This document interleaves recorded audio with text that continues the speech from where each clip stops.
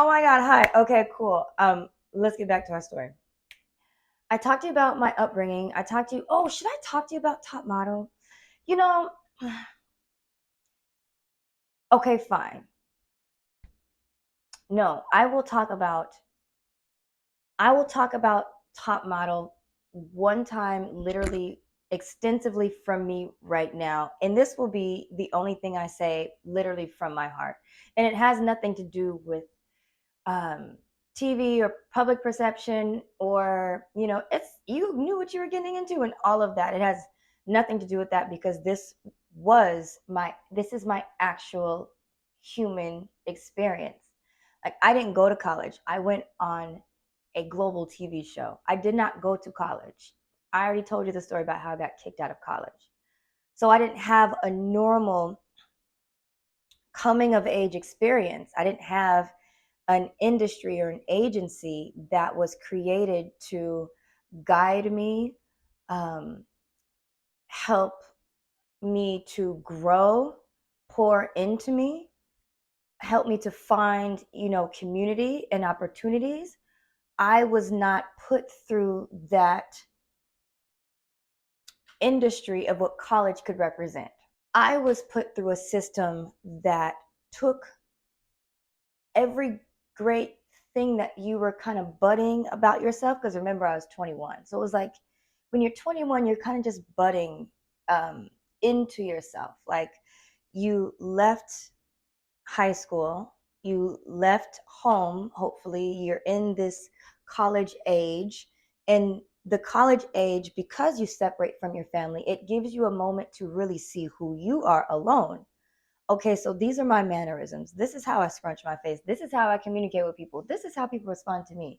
Like, oh my gosh, oh, people like when I do that. And that's a good quality I have. So this is why I have friends. Oh wow, or I you're building yourself, you're noticing yourself. You are coming into something. We're not sure yet because you haven't solidified it, but you're coming into something. And college is it's that system that allows you to come into that thing safely.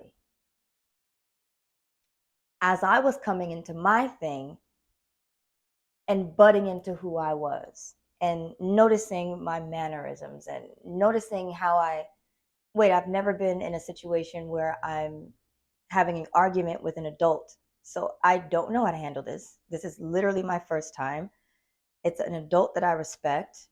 She's speaking to me in a way that is very foreign to me, because I come from a place where people are speak kindly to me and know me and understand me and love me and want to connect with me, and also don't think the worst of me, and are also cheering me on. I come from a place where the women, my friends' moms, are always like, Pi, you're so great. I know you're going to be somebody. I don't have to worry about you. Like, I don't know what you're going to do, but you're going to do something great. That's how I was used to being spoken to.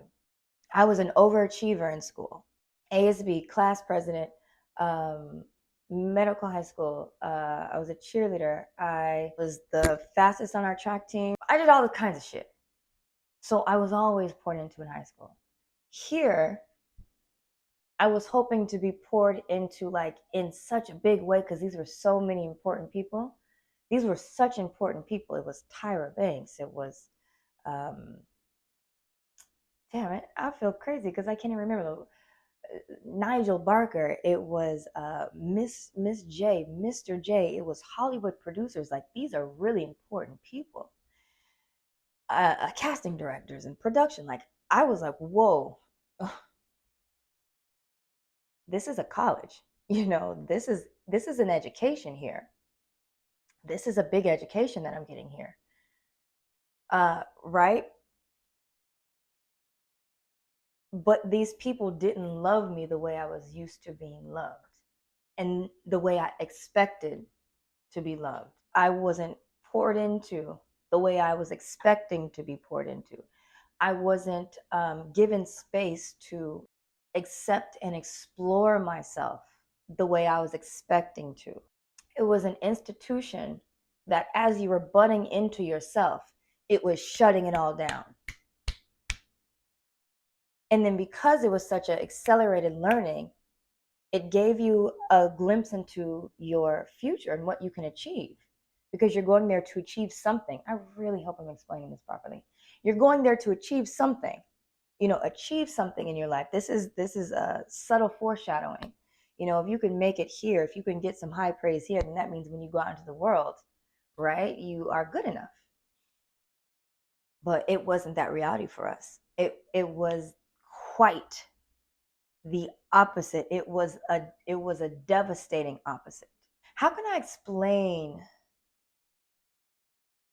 what it felt like? It just felt like a prison, and you lost freedom and a sense of yourself every single episode. That's what it was like. It felt like a prison, and everything about you was being stripped away every single episode. Maybe this episode, I'm a little shy. I don't know how to, I'm learning how to appear as myself as a shy person, shy in front of people that I don't know when they're asking me really confusing questions. And so it's like when you see me, or when you see, no, fuck them, me. When you see me and I'm going, oh, I don't know, I just, whatever, that's me saying, okay, I know that they're trying to deceive me and manipulate me, but I don't want to make anybody upset. I do want to stay here. I'm very nervous and shy. I've never had this conversation before in my life. This is the best I can do right now, is go, I don't know. I thought so. I thought I did good. That's all I had. All I had. Like, what the fuck, bitch? This is not as bad as you're saying. Like, how do you want me to... You want me to tell you how horrible I did when I didn't think I did horrible. So and if I don't tell you how horrible I thought I did, then I can get off. So it was just such a confusing situation, just from a human standpoint, like as just a girl going into a really, really high pressure, very adult situation. These are sophisticated conversations that we're having with these adults, like 30s. Imagine, like, look at me right now. I can run somebody into circles. Like, as an adult, knowing what I know and being through what I've been through and meeting the people I've met and having to get out of the things I've gotten into and the things I've achieved and accomplished, if I meet a 21-year-old girl, I could run her into circles. If you let me be in the worst of me, I will turn her brain into fucking mush and have algae growing into it. I can run her into circles. And I'll just ask her a question like this. So did you think you did well? Why? It doesn't say that there. So why would you come in front of me and tell me that you were not scared? Are you calling me a fool? Are you trying to lie to me? Or what is it? Because I gave you another chance and you said you were going to do well and you didn't. And I couldn't find any other picture to look better than that. That was your best one. And you look terrified. So you come up here thinking that you're all that, like you can do whatever you want to do and that you weren't scared, but I see it all in your pictures. So you need to check your attitude and see what's really going on with you, because I don't even have any more chances to give you. Thank you. Like, what would a person who's like, what the fuck, bitch? Like, what?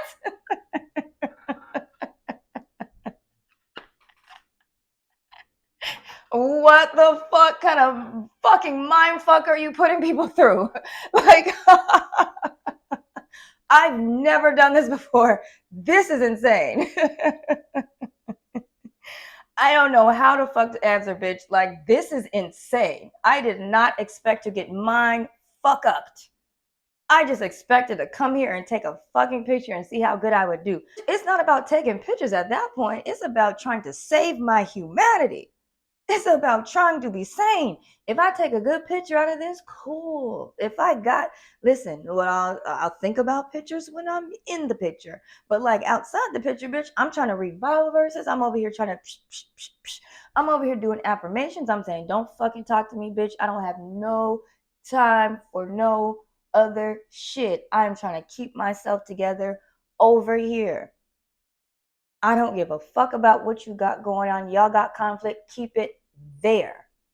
I'm over here trying to keep my brain straight. That's what I was going through.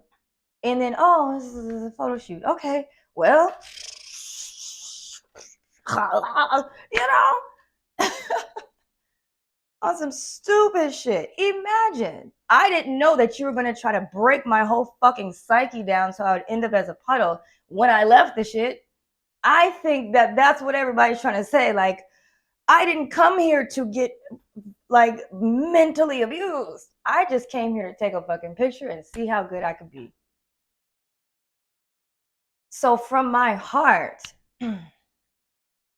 when there's a lot of people who can't let that go because we did not anticipate that. We thought we were being loved. We thought we were being appreciated.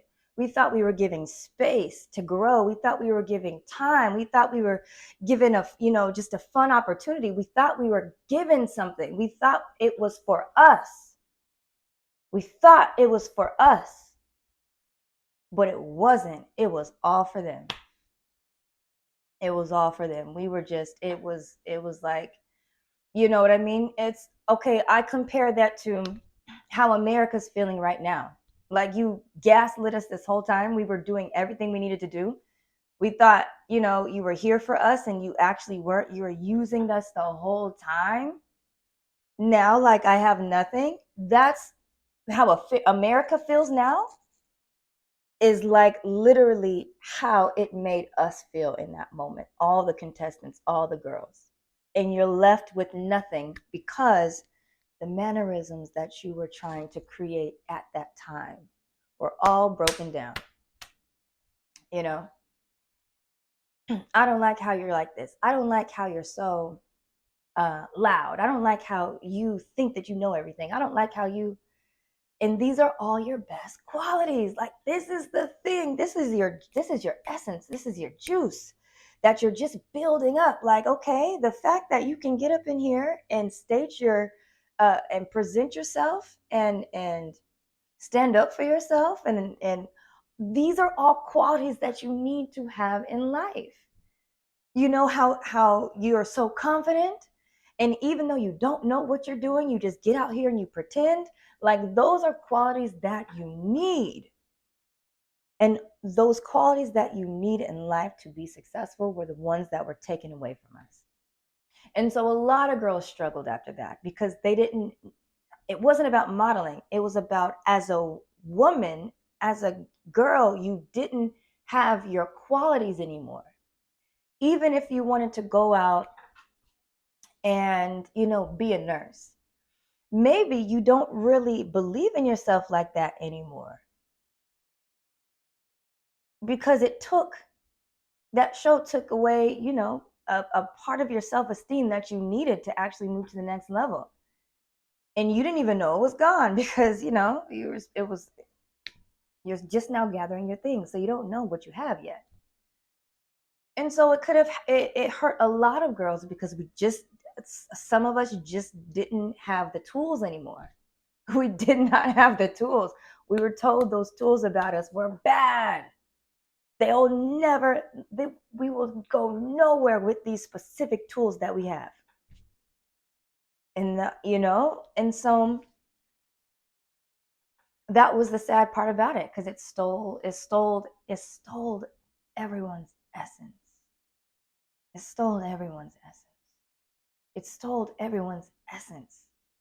If I believe that that's what we're trying to say, is it, as young girls, as women, because women are so magical. We're so magical.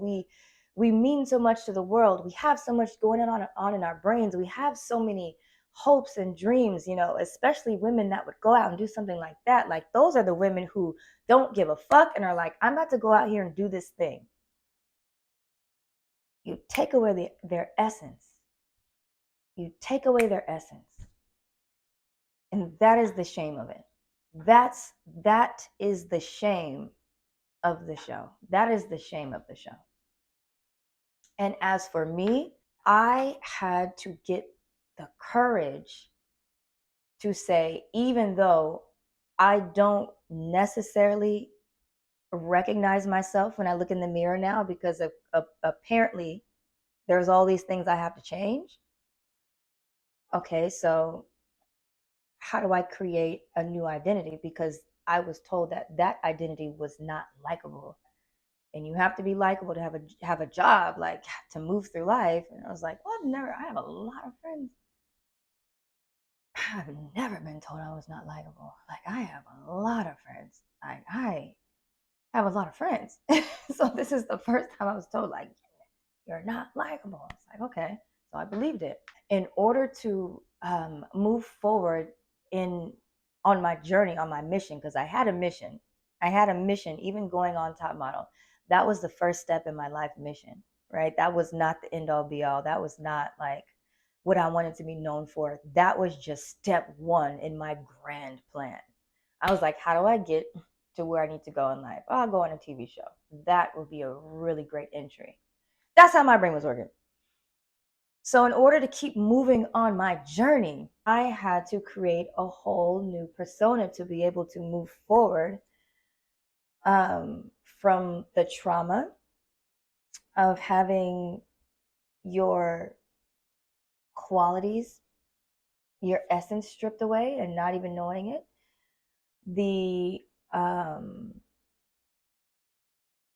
And then the messaging that I wasn't good enough, as is my personality, who I am, is not good enough. It's no one's going to like my personhood, the way I speak, the way I talk, the way I move my hands. No one's going to like that. So the way I reason, the way I think, the way I communicate, no one is going to like that. It's going to make you lose, actually. And so that was the education I was given. And so I had to create a new persona. And I remember sitting here thinking, like, okay, so how do I become likable? How do I become personable? How do I become a person that people likes?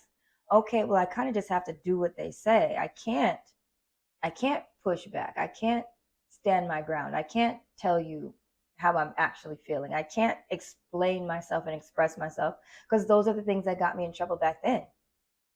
I can't have the confidence I had. I can't speak up and say what I need to say before, because those are the things that literally got me dragged and stagged. Those things got me dragged through the fucking mud, and I was still recovering from that before I even knew how to recover.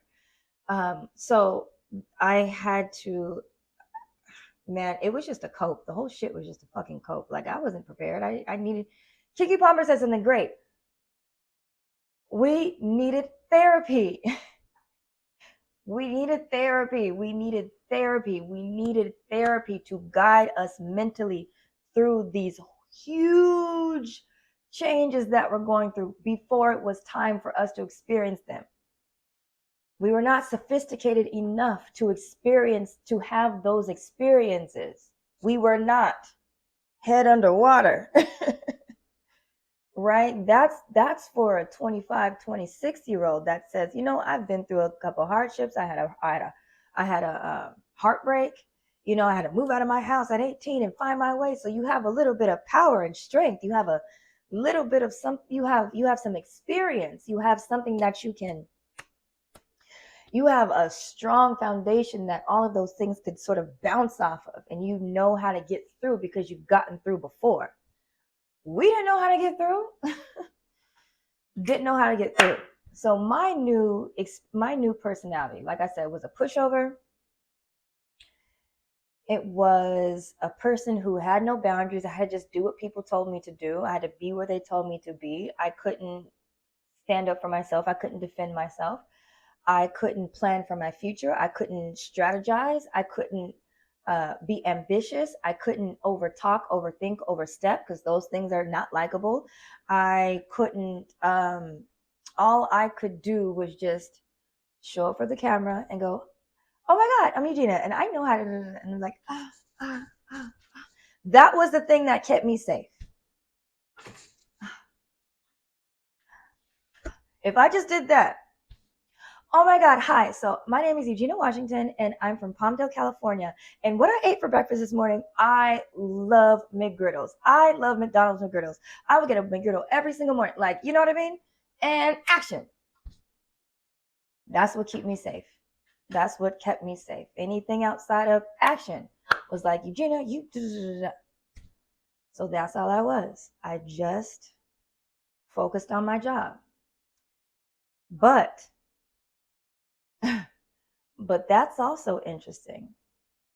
Because I was so focused on my job, they also took that as disrespect. And so a lot of times my agents try to take away my job because I was focused on it. Because who do you think you are to be doing well and being serious about it? It was a whole fucking bullshit of a thing I had in this industry. I had to create a new identity that I thought would be digestible to people so I can get where else I needed to go in life. Actually, wait, let me rewind, because going back to the courage it took me to decide to move forward into fashion, that was a lot of twos. I remember Carrie D and we went to Upfronts. It was like CW Upfronts, and Upfronts is, I don't know what Upfronts is. I always just went. CW Upfronts, and I saw her there. And wait. Yeah, and I saw her there, and we just kind of, I think that was the first time I've seen her since the show, and we kind of had a little bonding moment, a come together, come to Jesus moment, because we were just like, okay, this is a lot on us really fast. I think she had just got done filming her new show, so it was a lot going on for her. It was just me having to navigate this big world, this big Hollywood world. And imagine like what we know about Hollywood right now and how crazy it is, and all the little nooks and crannies you can get lost into, and the big machine of that is these networks, these movie studios, these investors, these it runs the world. And here I am, 21 years old, in the middle of it. There's nothing you can do to prepare one for that. It's not, oh, you knew what you were getting into. Absolutely motherfucking not. Nobody knows what they're getting into when they get into Hollywood, especially in the 2000s, in the 90s, 2000s, nobody knew what they were getting into. You do not know what you're getting into, because what you see in front of you is a whole different story. You have a village behind you. This one little show, there is millions at stake. There are names and jobs and, livelihoods and family like at stake. You don't know what you're getting into. I did not know what I was getting into, but it wasn't too big. It was like, okay, let's do it. But like, just somebody give me some reality. Somebody give me some truth. Somebody give me some guidance. That's what we needed. Okay. I saw Carrie D at an upfront event, and we were just like, I don't know if I want to do this anymore. And she was just like, I don't know either. It's just it's a lot. I don't know if I want to do this, and I don't know if it's fun anymore. I don't know if I like it. I don't know if I like what I'm seeing and what the reality of being in this industry means. And we just both decided that we're going to move forward. Like I said, I had no choice. That was my plan A, B, and C. We were going to move forward. I was afraid. I was scared. I lost a lot of things along the way. But back to what I was saying. I had to create a whole new persona to be able to move forward. And I remember sitting here thinking like, okay, so how do I become likable? How do I become personable? How do I become a person that people likes? I kind of just have to do what they say. I can't push back. I can't stand my ground. I can't tell you how I'm actually feeling. I can't explain myself and express myself because those are the things that got me in trouble back then. I can't have the confidence I had. I can't speak up and say what I need to say before because those are the things that literally got me dragged and stagged. Those things got me dragged through the fucking mud, and I was still recovering from that before I even knew how to recover. So I had to, man, it was just a cope. The whole shit was just a fucking cope. Like I wasn't prepared. I needed. Kiki Palmer said something great. We needed therapy. Right. So about my work, when I went after Carrie D and I had that conversation, we decided to move forward. I immediately got, well, first I did, my first big job was actually let me push this back. Yeah. My first big job was actually a campaign with South Pole. And that became a billboard in Times Square. So my first job ever was a billboard in Times Square. So that was really, really cool. Then it was Fashion Week. I got signed with an agency called Photogenics, and I did Fashion Week. And Fashion Week was great, and I was working a lot. However, yes, I was working a lot, but something very interesting happened during this time. So remember, I told you this was a mission. I was on a mission, right? And I knew exactly which agency I wanted to sign with after I got off a Top Model. It was called New, and it was on 117 North Robertson Boulevard in LA. And I've been with the I went to go see them twice actually before I was even on the show. Before when I was deciding if I was going to be a model, well, actually no. Let me be honest. When I was going out for modeling, visiting agencies for modeling, before the show even occurred, I went to New, that agency, twice, and they told me no twice. But I wanted to join their agency because they had really pretty girls there. When I say that, I say, okay, they had Paris Hilton. They had another girl that did a bunch of Guess and BB campaigns and Marciano campaigns and Pepsi and stuff like that. And so I knew that I fit in with those girls there. Like, okay, really pretty California. I wore a weave, so it was just like long weave. You know what I mean? Like those girls, like Valley girls. I was like, okay, that's where I fit in. So I went and I met with the agent, and she seemed like she liked me. I remember what I wore too. I wore it. It was office attire.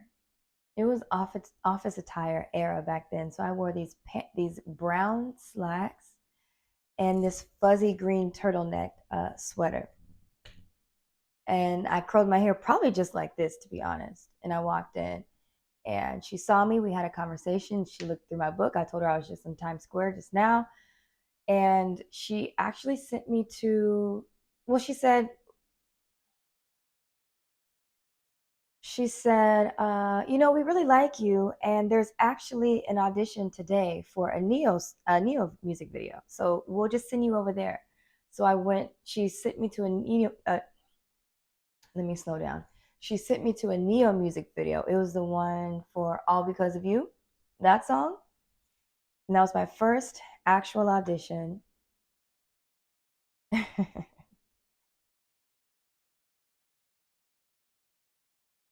Do you want to know how they audition? You want to know what they made us do in the audition?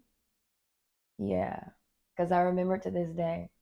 My very first audition in the business was a Neo music video for "All Because of You," and they had us go. That's when I met Fred. Okay, and they had us go into this room, and there was a casting director, Fred, there, and we had to say these words. It was like, okay, we had to speak sexually, very sexual. First, we had to say, "I want you," "I need you," and then "I'm all strung out." I'm 22. I'm 22 from Palmdale, California. So I had to figure out how to be sexy real quick. So I was like, I want you. I need you. I'm strung out, you know? And he was like, oh, good. So I thought I got it. I did not get the call back. And I heard that, who got it? Okay, so the woman from New called me. She told me I didn't get it, that they liked me, but I didn't get it. Tay Hecker got it. She got that. She got the job, which worked out because me, I was like 118 pounds. You know, I was tall, looked like a model. Like Tay Hecker, she was supposed to get that job for sure. So after that, I didn't get anything from her, like for a week. So I was just kind of flipping out because I wasn't sure how long it took them to respond. I wasn't sure that because I didn't get the music video that she didn't want me. I was not sure. And I was like, well, I gotta make another move then. I gotta make a move because I gotta get another agency. So I called some friends. I called a friend. His name, there's no reason why I can't remember his name right now. It's not Leo, it's not Luis. It's he went to my school. Bro, I'm so sorry that I can't remember because I'm not thinking about it. Well, whatever. I can't remember the name, and I'm so sorry. Um Man, I gotta remember it now. I see his face right. I'm literally looking at his face right now. I just can't remember the actual name. I got a lot going on in my brain. I gotta let some things move out of the way and that'll come to me. Um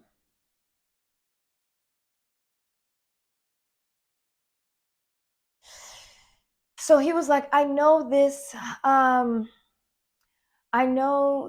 mother agent, his name is Sean, talked to him. So I talked to this mother agent named Sean.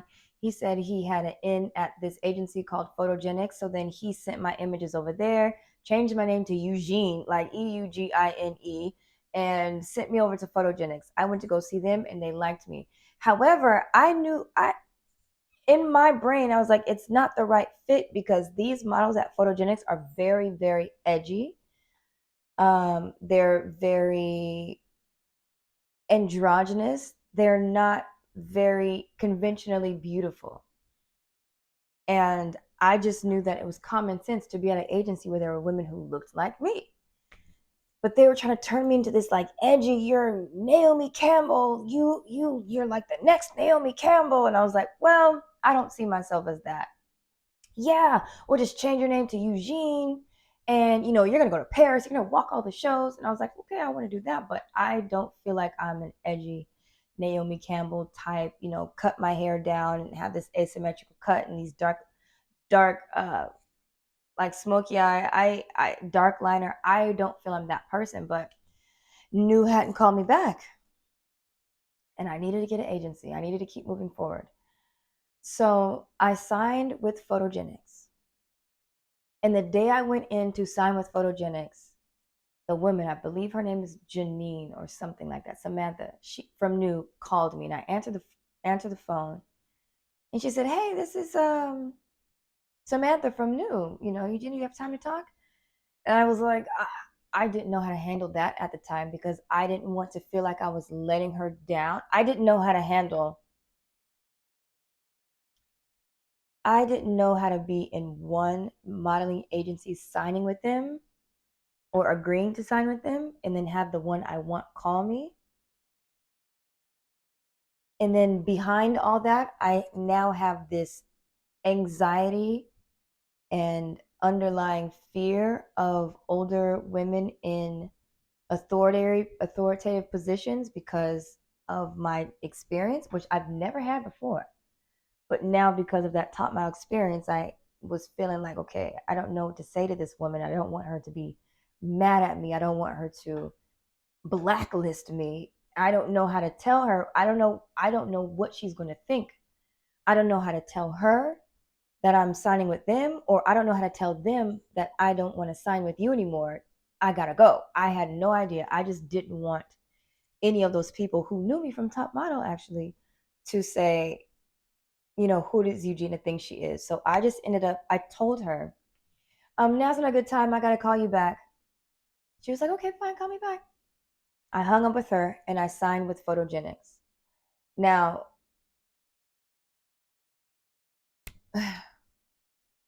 which wasn't a huge mistake, but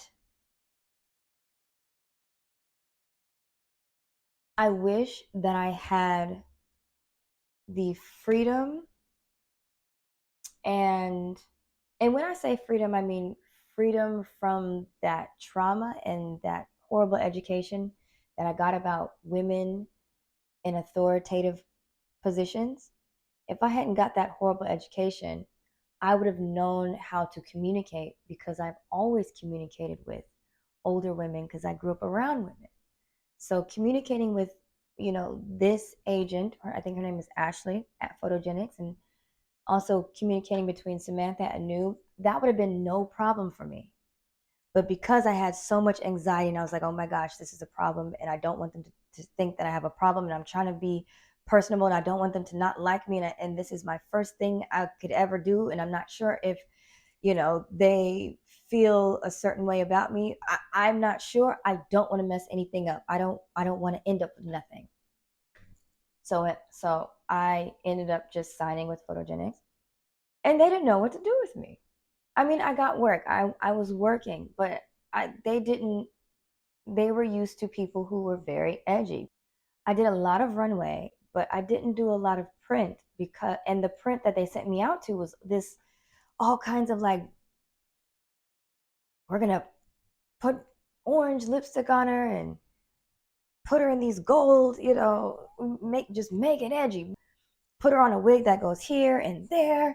Put her on these big high spikes. Give her like, just let Eugenia be edgy. And I was like, this is not me. This is not me. This is not me. So all of my images always came out so ugly. And I'm not going to say ugly because I'm not ugly, but they didn't make sense. Like there was something that just didn't click. You have this beautiful young face, and then like that, it doesn't flow. It doesn't feel good. It doesn't tell a story. So they were trying to fit me into this category that didn't make sense for me. And they kept trying to make it happen, kept trying to make it happen.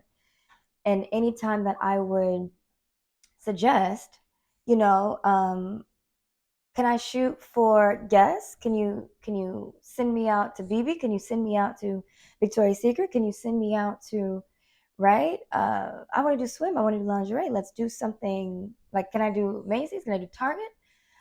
They would just be like, they just said no. They said no. We don't want to go in that direction. We don't want you to go in that direction. And I was like, I'm pretty.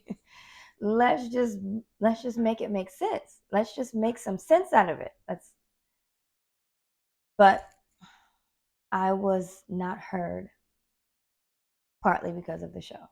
I wasn't heard. So I did well, and I did a lot of shows. My first fashion weeks were great. I did so many shows. My career actually went very, very well within a box. It went very well within a box. What supplemented me not being able to be in the different print spaces that I wanted to be is I did a lot of commercials. So I got a commercial agent, and I did a lot of commercials. Oh gosh, I shot commercials all the time. I did McDonald's and Walmart and Tide and TJ Maxx and Clinique and CoverGirl, and I did Target commercials every month, and commercials were paying a lot back then. So I was always doing TV, which makes sense because I started on TV. So the modeling part it's like my life modeled that show. The TV part of me was great, but the modeling part and how they made that such an obstacle of so many smiles through the beak moments instead of just allowing me to bring myself through and just be beautiful and move the way I move and just be who I am, and let's just enjoy how I was made instead of trying to create something that doesn't need to be created, because I'm good enough as is. Actually, I'm better than everyone as is. So let's not take this and make this something else. Just allow it to be. This is better than anyone right now. That was always my gripe with modeling. But I was great on TV.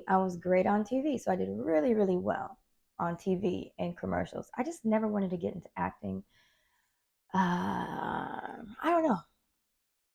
I still can't tell you right now because I don't like so much the idea of having two careers that people get to tell me what to do and me not having any control over my life. So I think acting would have been way too much of a like, whoa, I don't have no control over my modeling career, my acting career, my commercial career. My whole career is just about people telling me if I'm good enough for the time. And that was just overwhelming to me.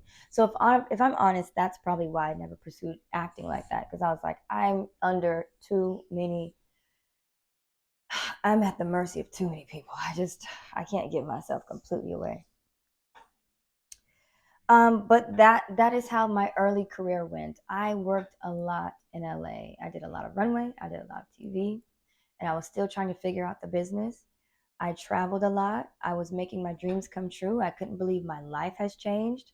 I couldn't believe that I was getting noticed. Actually, I did because I planned that. Excuse me. I planned the whole celebrity part of it because that's what comes with it. And so I was like, oh, this is very interesting. You know how you just always see yourself as somebody? I've always saw myself as someone that everybody was like, oh my God, you do know. Because that's just how I was in high school. I was always like the star of something, or the head of something, or the president of something, or the best at something, or the captain of something, or, so it was just like also subtle foreshadowing. And my dreams were coming true. I was ready for it. I wanted it.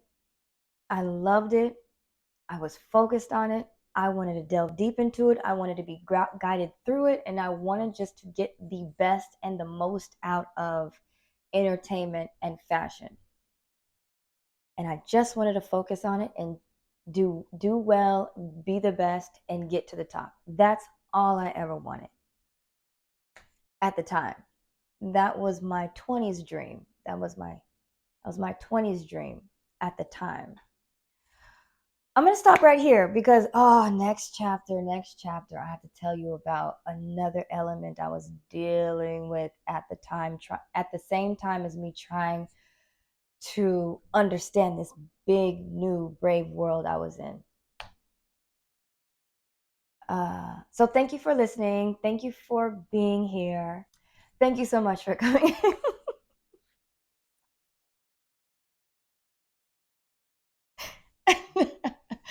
please please subscribe and comment and talk to me about how you feel, or just leave your comments and subscribe, and I'll see you in the next video.